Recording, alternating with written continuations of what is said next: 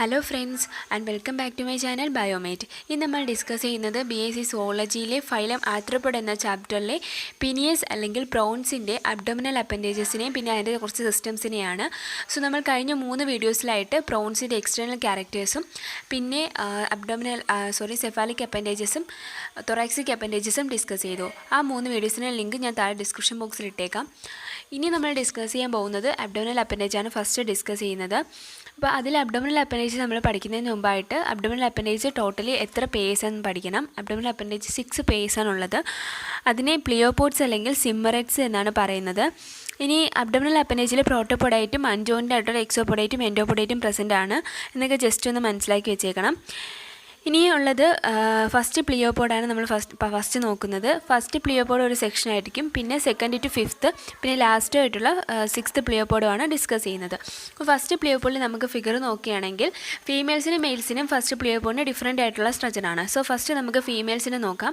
അപ്പോൾ പ്രോട്ടോപോഡേറ്റ് 2 പോഡോമീസ് ഉള്ളത് തന്നെയാണ്. അതുകൊണ്ട് നമ്മൾ 2 പോഡോമീസ് ഉള്ള പ്രോട്ടോപോഡേറ്റിനെ വരച്ചു. അതിൻ്റെ ബേസിസ് ആയിട്ട് എൻഡോപോഡേറ്റും എക്സോപോഡേറ്റും ഉണ്ട്. പക്ഷേ എൻഡോപോഡേറ്റ് എന്ന് പറയുന്നത് ചിലതിൽ പ്രസൻ്റ് ആണ്, ചിലതിൽ ആബ്സെൻ്റ് ആണ്. ഇനി പ്രസൻ്റ് ആണെങ്കിൽ തന്നെ ഒരു ബഡിലേക്ക് പ്രോസസ് ആയിട്ട് ഒരു ബഡ് പോലെ ചെറിയൊരു സ്ട്രക്ചർ മാത്രമേ ഉള്ളൂ. സോ ചെറുതായിട്ടൊരു എൻഡോപോഡേറ്റ് വരയ്ക്കുന്നു.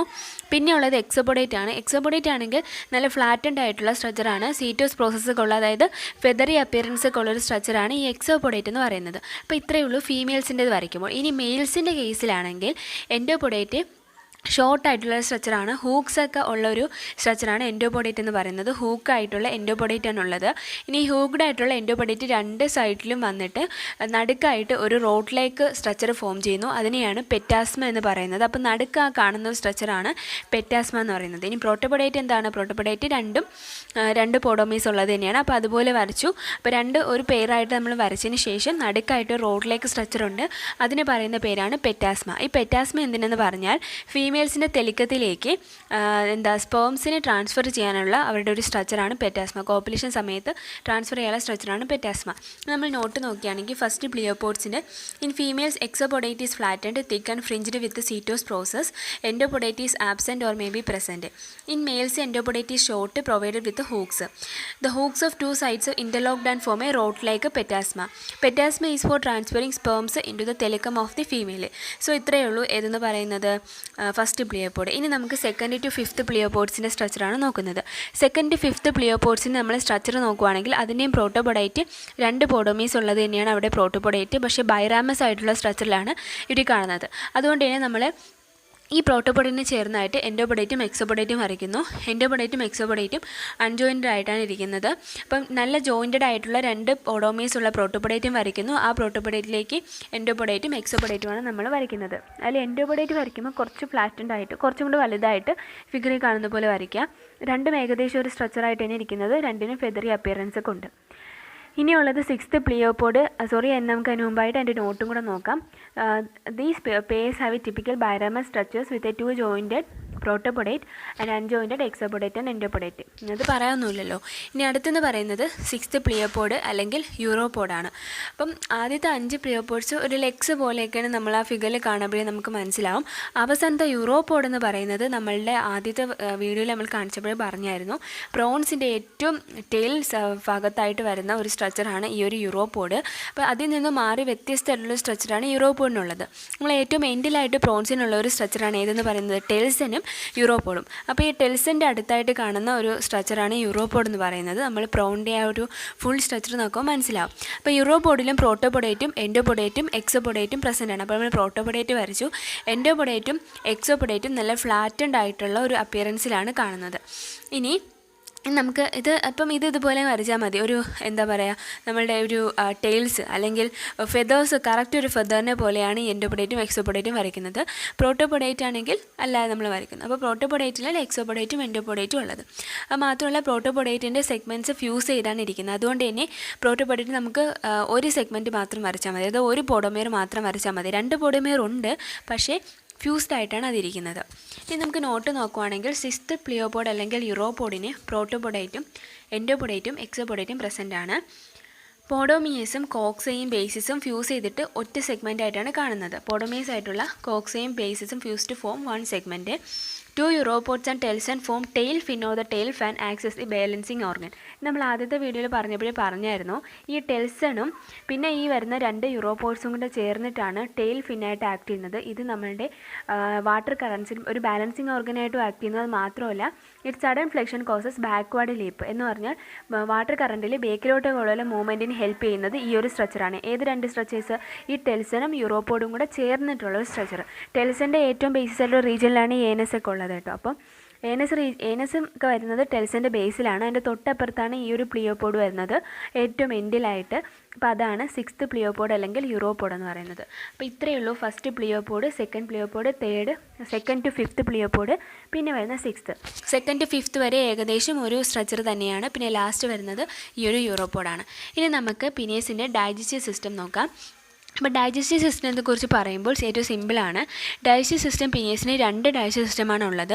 2 ഭാഗങ്ങളായിട്ടാണ് പറയുന്നത്. ഒന്ന് അതിൻ്റെ അലിമെൻ്ററി കനാൽ, പിന്നെ അവരുടെ ഡൈജസ്റ്റീവ് ഗ്ലാൻഡ്. ആദ്യം നമുക്ക് അവരുടെ അലിമെൻ്ററി കനാലിനെ കുറിച്ച് പറയുവാണെങ്കിൽ 3 ഭാഗങ്ങളായിട്ട് നമുക്ക് പഠിക്കാം. ഒന്നെന്ന് പറയുന്നത് സ്റ്റോമോഡിയം, 2 പറയുന്നത് മീസെൻട്രോൺ, 3 പറയുന്നത് പ്രോക്ടോഡിയം. ഫസ്റ്റ് നമുക്ക് സ്റ്റോമോഡിയത്തിലെ പ്രത്യേകതകളും അവിടെയുള്ള കാര്യങ്ങളും പഠിക്കാം. സ്റ്റോമോഡിയം എന്ന് പറയുന്നത് ഏറ്റവും ആദ്യത്തെ ഒരു ഭാഗമാണ്, അതായത് ആൻറ്റീരിയർ മോസ്റ്റ് റീജിയനാണ്. അവിടെയുള്ളതാണ് നമ്മളുടെ മൗത്തും ബക്കൽ ക്യാവിറ്റിയും ഈസോഫാഗസും സ്റ്റൊമക്ക് എല്ലാം ഉൾപ്പെടുത്തുന്ന ഒരു റീജിയനാണ് ഈ സ്റ്റോമോഡിയം എന്ന് പറയുന്നത്. അത് കൈറ്റിൻ കൊണ്ട് ലൈൻഡ് ആണ്. നമുക്ക് ഇങ്ങനെ പറയുവാണെങ്കിൽ സ്റ്റോമോഡിയം കൈറ്റിൻ കൊണ്ട് ലൈൻഡ് ആണ്, മീസെൻട്രോൺ കൈറ്റിൻ കൊണ്ട് ലൈൻഡ് അല്ല, പ്രോക്ടോഡിയം ആണെങ്കിൽ കൈറ്റിൻ കൊണ്ട് ലൈൻഡ് ആണ്. കൈറ്റിൻ കൊണ്ട് ലൈൻഡ് അല്ലാത്തത് മീസെൻട്രോൺ ആണ്, മീസെൻട്രോൺ അല്ലെങ്കിൽ ഇൻറ്റെസ്റ്റൈൻ. നമുക്ക് ബാക്കി നോക്കാം. The mouth lies on the ventral side of the cephalothorax between the mandibles and mouth leads to buccal cavity. അപ്പോൾ മൗത്ത് ലൈ ചെയ്തേക്കുന്നത് നമ്മൾ ആദ്യമേ പറഞ്ഞായിരുന്നു, സെഫാലോതൊറാക്സ് റീജിയനിലെ വെൻട്രൽ സൈഡിലായിട്ടാണ് മൗത്ത് ഉള്ളത്. മാൻഡിബിൾസിൻ്റെയൊക്കെ ഇടയിലായിട്ടാണ് കാണുന്നത്. Mouth buccal cavity, then buccal cavity എങ്ങോട്ട് പോകും? സ്റ്റൊമക്കിലേക്ക് പോകും ത്രൂ ഈസോഫാഗസ്. അപ്പോൾ ഈസോഫാഗസ് എന്ന് പറയുന്നത് എന്താണ്? Stomach and the buccal cavity are connected by a short vertical tube called the oesophagus. So mouth, buccal cavity, oesophagus, stomach, ഇത്രയേ ഉള്ളൂ. ഇനി നമുക്ക് സ്റ്റൊമക്കിലെത്തി. ഇനി സ്റ്റൊമക്കിൻ്റെ റീജിയൻസ് നോക്കാം. സ്റ്റൊമക്കിൽ 2 റീജിയൻസാണ് ഉള്ളത്. ഒന്നെന്ന് പറയുന്നത് ആൻറ്റീരിയർ ലാർജർ കാർഡിയാക് സ്റ്റൊമക്കും, 2 പറയുന്നത് പോസ്റ്റീരിയർ സ്മോളർ പൈലോറിക് സ്റ്റൊമക്കും. അപ്പോൾ ആൻറ്റീരിയർ ആയിട്ട് കാണുന്ന കാർഡിയക് സ്റ്റൊമക്കും പോസ്റ്റീരിയർ ആയിട്ട് കാണുന്നത് പൈലോറിക് സ്റ്റൊമക്കും. കാർഡിയക് സ്റ്റൊമക്ക് കുറച്ചും കൂടെ വലുതാണ്. Okay, the inner ventral folds of the cardiac stomachs are provided with the CT and spicules, and the inner dorsolateral folds of the regions bear stout tentacles which form the gastric armature or the gastric meal for grinding the food. Pyloric stomach encloses a narrow cavity. ഇനി cardiac സ്റ്റൊമക്കിൻ്റെ പ്രത്യേകത എന്തെന്ന് പറഞ്ഞാൽ, cardiac സ്റ്റൊമക്കിൻ്റെ inner ലൈനിങ്സിലായിട്ട് ഒന്ന് സീറ്റയും സ്പൈക്കൂൾസും present ആണ്. അത് മാത്രമല്ല gastric armature അല്ലെങ്കിൽ gastric mill എന്ന് പറഞ്ഞൊരു സ്ട്രക്ചർ ഉണ്ട്. ഇതെല്ലാം എന്തിനു വേണ്ടിയാണ്? ഫുഡിനെ ഗ്രൈൻഡ് ചെയ്യാനായിട്ടുള്ള ഒരു സ്ട്രക്ചറാണ് ഈ ഒരു കാർഡിയാക് സ്റ്റൊമക്കിൻ്റെ ഇന്നർ വോളിൻ്റെ ലൈനിങ്സിലായിട്ടൊക്കെ കാണുന്നത്. ഇനി പൈലോറിക് സ്റ്റൊമക്കിലാണെങ്കിൽ ഒരു നാരോ ക്യാവിറ്റി ആയിട്ട് മാത്രമേ കാണുന്നുള്ളൂ. അപ്പോൾ ഇത്രയേ ഉള്ളൂ ഇതെന്ന് പറയുന്നത് സ്റ്റോമോഡിയം. സെക്കൻഡ് എന്ന് പറയുന്നത് മീസെൻട്രോൺ ആണ്, മീസെൻട്രോൺ അല്ലെങ്കിൽ intestine. So pyloric stomach opens into mesenteron. It is not line with chitin. The lateral aperture valvulae project into the mesenteron. മീസെൻട്രോണിനെ കുറിച്ച് പറയുവാണെങ്കിൽ അതെന്താണ്? ഇൻറ്റെസ്റ്റൈൻ തന്നെയാണ്. അപ്പോൾ നമ്മൾ സ്റ്റൊമക്കിൻ്റെ ഏറ്റവും എൻഡായിട്ടുള്ള പൈലോറിക് റീജിയൻ ഓപ്പൺ ചെയ്താണ് എങ്ങോട്ട് പോകുന്നത്? ഈ മീസെൻട്രോണിലേക്ക് എത്തുന്നത്. അപ്പോൾ പൈലോറിക് സ്റ്റൊമക്ക് കഴിഞ്ഞുള്ള സ്ട്രക്ചറാണ് മീസെൻട്രോൺ. ഈ മീസെൻട്രോണിൽ കൈറ്റിങ് കൊണ്ട് ലൈൻഡ് അല്ല, നമ്മൾ ആദ്യമേ പറഞ്ഞു. ഇനി മീസെൻട്രോണിൽ എന്തുണ്ട്? ലാറ്ററൽ ലാപ്പറ്റ്സ് അല്ലെങ്കിൽ വാൽവുലേസ് ഉണ്ട്. വാൽവുലേസ് പ്രസൻ്റ് ആണ്. ഈ വാൽവുലേസ് മീസെൻട്രോണിലേക്കാണ് പ്രൊജക്റ്റ് ചെയ്തിരിക്കുന്നത്. അതായത് നമ്മൾ പൈലോറിക് സ്റ്റൊമക്കിൽ നിന്നാണ് ഈ വാൽവുലേസ് ഒറിജിനേറ്റ് ചെയ്യുന്നത്. ഈ ഒറിജിനേറ്റ് ചെയ്തിട്ടുള്ള ഈ വാൽവുലേസ് പ്രൊജക്റ്റ് ചെയ്തിരിക്കുന്നത് ഈ മീസെൻട്രോണിലാണ് കാണപ്പെടുന്നത്, ഈ ഒരു ഇൻറ്റെസ്റ്റൈൻ ഭാഗത്താണ്. നമ്മളുടെ ഈ ഒരു വാൽവുല എന്തിനെന്ന് വെച്ചാൽ നമ്മുടെ ഫുഡൊക്കെ നല്ലപോലെ സ്വാളോ ചെയ്ത് അത് ഇറങ്ങിപ്പോകാനായിട്ടുള്ള ഒരു വാൽവാണ് ഈ ഒരു വാൽവുലയായിട്ട് അപ്പിയർ ചെയ്യുന്നത്. ഈ വാൽവുലെ മീസെൻട്രോണിലാണ് പ്രൊജക്റ്റ് ചെയ്ത് കാണുന്നത്. ഇനിയുള്ളത് പ്രോക്ടോഡിയം ആണ്, ലാസ്റ്റ് ആയിട്ടുള്ള സ്ട്രക്ചറാണ്. പ്രോക്ടോഡിയം എന്ന് പറഞ്ഞാൽ ഏറ്റവും പോസ്റ്റീരിയർ മോസ്റ്റ് റീജിയൻ ആണ്. It is the posterior most region and it is lined with chitin. ഇത് കൈറ്റിൻ കൊണ്ട് ലൈൻഡ് ആണ്. And it consist of hind gut or rectum present ആണ്, ഏനസ് പ്രസൻ്റ്. ഇത്രയേ ഉള്ളൂ. പ്രോട്ടോഗ്ലിയത്തിലാണെങ്കിൽ റെക്റ്റവും ഏനസും ആണ് പോസ്റ്റീരിയർ മോസ്റ്റ് റീജിയൻ ആണ്.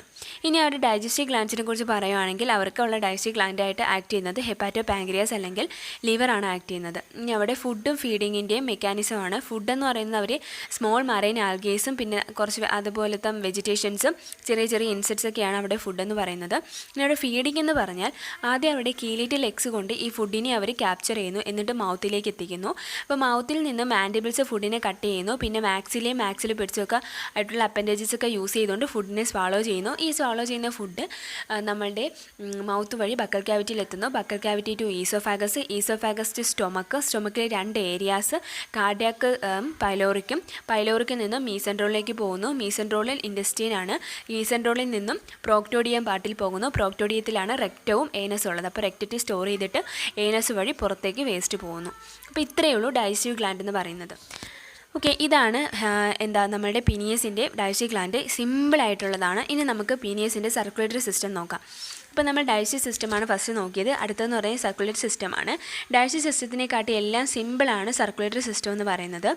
അപ്പോൾ അതിന് മുമ്പായിട്ട് നമ്മളുടെ ടെക്സ്റ്റ് ബുക്കിൽ ഡൈജസ്റ്റീവ് സിസ്റ്റത്തിന് ജസ്റ്റ് ഒരു ഫിഗർ ഉണ്ട്, ഒന്നുമില്ല. അത്രയും നമ്മൾ പറഞ്ഞ പോലെ തന്നെ മൗത്തും ഈസോഫാഗസിൻ്റെയൊക്കെ നമ്മൾ പണ്ടൊക്കെ കോക്രോച്ചസിൻ്റെയൊക്കെ വരച്ചതുപോലെ ജസ്റ്റ് ഒന്ന് വരച്ചിരുന്നാൽ മാത്രം മതി ചോദിക്കുവാണെങ്കിൽ. അപ്പോൾ അത് നമ്മൾ ടെക്സ്റ്റ് ബുക്കിലുണ്ട്. അത് സിമ്പിളാണ്. അതുകൊണ്ട് നിങ്ങളൊന്ന് ജസ്റ്റ് നോക്കിയിരുന്നാൽ മതി. ഇനി നമുക്ക് സർക്കുലേറ്ററി സിസ്റ്റത്തിലേക്ക് പോകാം. അപ്പോൾ സർക്കുലേറ്ററി സിസ്റ്റത്തിൽ ഉള്ള ഭാഗങ്ങളെന്ന് പറഞ്ഞാൽ ഹേർട്ട്, ആർട്ടറീസ്, പിന്നെ pericardial membranes, pericardial sinus, haemocele, blood channels, blood അല്ലെങ്കിൽ ഹീമോലിംഫായിട്ട് ഇവർക്കുള്ളത് ബ്ലഡാണ്. പിന്നെ അവർക്ക് ബ്ലഡ് ചാനൽസും ഉണ്ട്. ഹീമോസീൽ എന്ന് പറഞ്ഞാൽ അവരുടെ വിസറൽ ഓർഗൻസിൻ്റെ ഇടയിലുള്ള ക്യാവിറ്റീസാണ് ഹീമോസീൽ. പിന്നെ പെരികാർഡിയൽ സൈനസസ് പ്രസൻ്റ് ആണ്. ഈ പെരികാർഡിയൽ സൈനസസ് എന്ന് പറഞ്ഞാൽ നമ്മളുടെ ഈ സ്പേസസ് ആണ്. എന്ന് പറഞ്ഞാൽ പെരികാർഡിയൽ മെമ്പറൈൻ്റെ ബോഡി വോളിൻ്റെ ഇടയിലായിട്ടുള്ള സ്പേസസ് ആണ് ഈ പെരികാർഡിയൽ സൈനസ് എന്ന് പറയുന്നത്. ഇനി നമുക്ക് ഇതിൻ്റെ മെക്കാനിസം എങ്ങനെയെന്ന് നോക്കാം. അപ്പോൾ ഹേർട്ട് എന്ന് പറഞ്ഞാൽ ഒരു ട്രയാങ്കുലർ ആയിട്ടുള്ള ഷേപ്പാണ് കേട്ടോ. അപ്പോൾ സർക്കുലേറ്ററി സിസ്റ്റം ഓഫ് പീനിയസിൻ്റെ ഒരു മെക്കാനിസം പഠിക്കുമ്പോൾ ഇതുപോലെ ഒരു എന്താ പറയുക, നമ്മൾ ഇതുപോലെ ഒരു ചാർട്ടായിട്ട് അല്ലെങ്കിൽ ഒരു പാത്തായിട്ട് നമ്മൾ പഠിച്ചാൽ വരുന്നാൽ മതി. ഇതുപോലെ വരച്ച് പഠിച്ചിരുന്നാൽ മതി. അപ്പോൾ ഫസ്റ്റ് എന്ന് പറയുന്നത് ശ്രദ്ധിച്ചിരിക്കുക. ഫസ്റ്റ് എന്ന് പറയുന്നത് നമ്മളുടെ ഹീമോൺ ലിംഫ് അല്ലെങ്കിൽ ബ്ലഡ് പെരികാർഡിയൽ സൈനസിൽ നിന്നും ഓസ്റ്റിയ വഴി ഹേർട്ടിലേക്ക് എത്തുന്നു. ഓസ്റ്റിയ എന്ന് പറഞ്ഞാൽ സ്മാൾ പോഴ്സ് ആണ്. ഈ പോഴ്സ് വഴി എവിടെ എത്തുന്നു? ട്രയാങ്കുലർ ഷേപ്ഡ് ആയിട്ടുള്ള ഹേർട്ടിലെത്തുന്നു. ഹേർട്ടിൽ നിന്നും ആർട്ടറീസ് വഴി ഹീമോസീലേക്ക് എത്തുന്നു. ഹീമോസീൽ എന്ന് പറഞ്ഞാൽ അവരുടെ വിസറൽ ഓർഗൻസിൻ്റെ ഇടയിലുള്ള സ്പേസ് ആണ്. ഇനി ഹീമോസീലിൽ നിന്നും അഫറൻറ്റ് ബ്ലഡ് ചാനൽസ് വഴി ഗിൽസിലെത്തുന്നു. ഗിൽസ് എന്തിനെന്ന് പറഞ്ഞാൽ പ്യൂരിഫിക്കേഷന് വേണ്ടിയാണ് ഈ ഗിൽസിലെത്തുന്നത്. അപ്പോൾ ഗിൽസിൽ നിന്നും എഫറൻറ്റ് ബ്ലഡ് ചാനൽസ് വഴി തിരിച്ച് പ്യൂരിഫിക്കേഷനൊക്കെ കഴിഞ്ഞിട്ടുള്ള ഈ ഒരു ഹീമോലിംഫ് അല്ലെങ്കിൽ ബ്ലഡ് പെരികാർഡിയൽ സൈനസിലേക്ക് തിരിച്ചു പോകുന്നു. ഏത് വഴിയാണ്? എഫറൻറ്റ് ബ്ലഡ് ചാനൽസ് വഴി ഈ പെരികാർഡിയൽ സൈനസിലേക്ക് തിരിച്ചെത്തുന്നു. ഇത്രയേ ഉള്ളൂ. സിമ്പിളാണ് ഏതെന്ന് പറയുന്നത് ഈ സർക്കുലേറ്ററി സിസ്റ്റം ഓഫ് പീനിയസ് എന്ന് പറയുന്നത്. സോ നമ്മൾ സർക്കുലേറ്ററി സിസ്റ്റം ഓഫ് പീനിയസ് സിമ്പിളായിട്ട് നോക്കി. അപ്പോൾ അതിന് പ്രത്യേകിച്ച് ഫിഗറൊന്നുമില്ല. നമ്മളിപ്പോൾ പറഞ്ഞ പോലെയുള്ള ഒരു പാത്വേ അത് കറക്റ്റായിട്ട് നിങ്ങൾ വരച്ചിരുന്നാൽ മാത്രം മതി. സോ ഇതാണ് അതിൻ്റെ സർക്കുലേറ്ററി സിസ്റ്റം എന്ന് പറയുന്നത്. സോ നമ്മൾ ഇന്ന് ഈ വീഡിയോയിലൂടെ ലാസ്റ്റ് അപ്പൻഡേജ് ആയിട്ടുള്ള അബ്ഡോമിനൽ അപ്പൻഡേജസും പിന്നെ പീനിയസിൻ്റെ ഫസ്റ്റ് 2 സിസ്റ്റംസ് ആയിട്ടുള്ള ഡൈജസ്റ്റീവ് സിസ്റ്റവും റെസ്പിറേറ്ററി സിസ്റ്റവും ഡിസ്കസ് ചെയ്തു. സോ ഇതിൻ്റെ ബാക്കിയായിട്ട് നമുക്ക് അടുത്ത വീഡിയോസിൽ അതിൻ്റെ റെസ്പിറേറ്ററി സിസ്റ്റംസും പിന്നെ നെർവസ് സിസ്റ്റംസും കോമ്പൗണ്ട് ഐസിനെ കുറിച്ചും അതിൻ്റെ ലാർവസിനെ കുറിച്ചും എല്ലാം ഡിസ്കസ് ചെയ്യാം. So I hope you understand this topic. നമുക്ക് അടുത്ത വീഡിയോയിൽ കാണാം. നല്ലപോലെ പഠിക്കുക. See you soon.